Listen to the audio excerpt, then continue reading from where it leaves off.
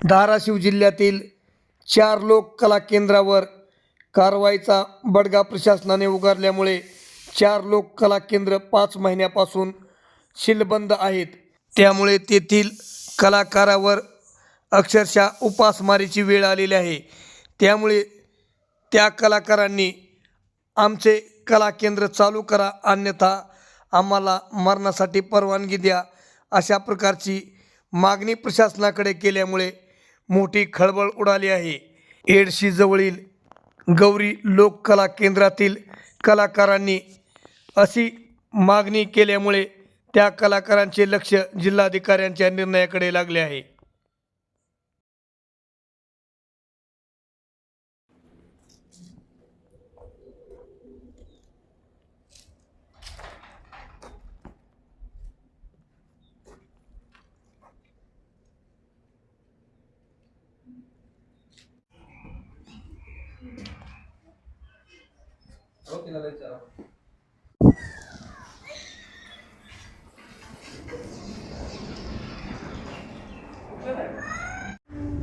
गौरी लोकनाट्य कला केंद्रावरून बोलते।